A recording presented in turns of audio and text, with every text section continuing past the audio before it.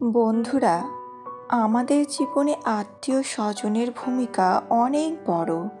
কিন্তু সব আত্মীয় সমান নয়। কেউ আপনাকে সম্মান দেবে, সাহায্য করবে, আবার কেউ আপনার জীবন নষ্ট করতেও পিছপা হবে না। আমি বলবো এমন 3 ধরনের আত্মীয়ের কথা, যাদের বাড়িতে গেলে আপনার সম্মান, আপনার মানসিক শান্তি, এমনকি আপনার সম্পর্কও ভেঙে যেতে পারে। তাই ভুলেও যেন তাদের বাড়িতে পা না রাখেন।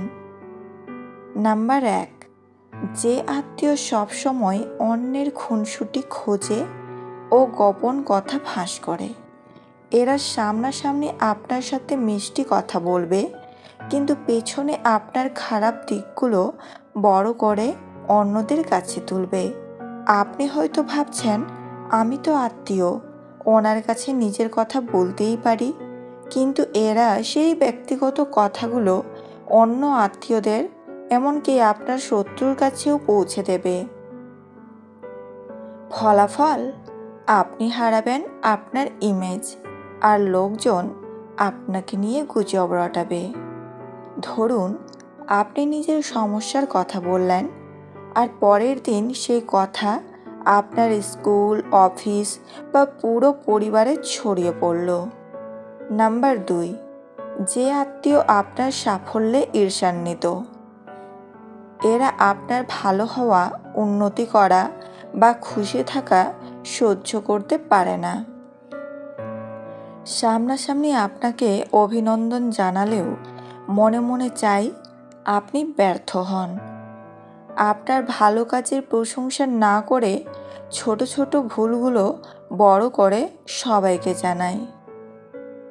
এদের বাড়িতে গেলে আপনি পাবেন ঠান্ডা মনোভাব, তির্যক মন্তব্য আর অযথা অপমান।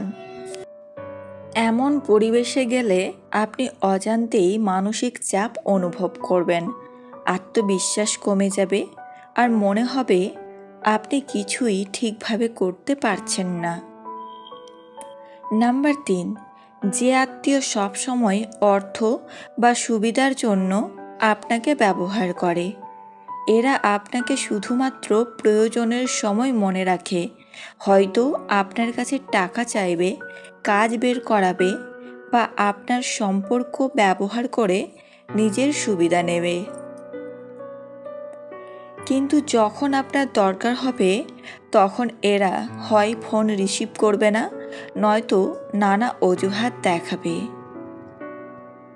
এদের বাড়িতে গেলে হয়তো বারবার সাহায্যের জন্য চাপ দেবে, আর আপনি তাকে না বলতে না পেরে ক্ষতিগ্রস্ত হবেন। হয়তো আপনি একবার সাহায্য করলেন, তারা ধরে নিলেন আপনি সবসময় সাহায্য করবেন, আর সেটা একসময় আপনার পক্ষে অসম্ভব হয়ে যাবে। বন্ধুরা, সবাইকে ভালোবাসা উচিত, কিন্তু সবাইকে নিজের ব্যক্তিগত জীবন ও সময় দেওয়া উচিত নয়। এই 3 ধরনের আত্মীয় আপনার জীবনে বিষের মতো ধীরে ধীরে আপনার সুখ কেড়ে নেবে। তাই সম্মান রেখেও দূরত্ব বজায় রাখুন। সমাধান, নিজের গোপন কথা সীমিত পরিসরে রাখুন। ঈর্ষাপরায়ণ মানুষের প্রশংসা পাওয়ার জন্য মরিয়া হবেন না। না বলা শিখুন, বিশেষত যখন আপনার ক্ষতি হতে পারে। মনে রাখবেন, আত্মীয় হলেও সবার বাড়িতে যাওয়া বাধ্যতামূলক নয়। নিজের মানসিক শান্তি, সময় ও সম্মান বাঁচানোই সবচেয়ে বড় প্রাধান্য।